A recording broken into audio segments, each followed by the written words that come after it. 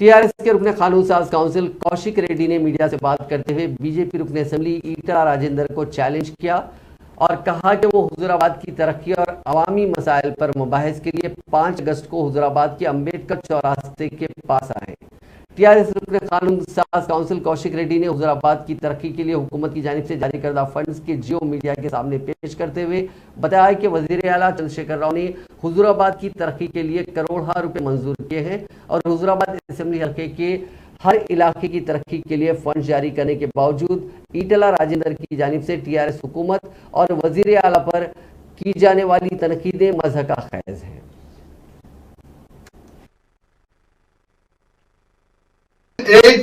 2021 కేసీఆర్ గారు ఇచ్చిన జియో కమలాపూర్ మండలానికి 20 కోట్ల రూపాయలు ఇచ్చిండు, ఇల్లంతకుంట మండలానికి 10 కోట్ల రూపాయలు ఇచ్చిండు, జమ్మికుంట రూరల్ మండలానికి 10 కోట్ల రూపాయలు ఇచ్చిండు, హుజూరాబాద్ రూరల్ మండలానికి 15 కోట్లు ఇచ్చిండు, వీణవంక మండలానికి 15 కోట్లు ఇచ్చిండు, జమ్మికుంట మున్సిపాలిటీకి 15 కోట్లు ఇచ్చిండు, హుజూరాబాద్ మున్సిపాలిటీకి 15 కోట్లు ఇచ్చిండు। తర్వాత ఈటల రాజేందర్ గారు మీరు పోయే సొంత రోడ్ ఇంతకుముందు మీరు సైదాపూర్ రోడ్కు ఉండే కదా, మీకు ఏపీచ్చే చాతన గారి రోడ్ కూడా కేసీఆర్ గారు 6 కోట్ల రూపాయలు ఇచ్చిండు।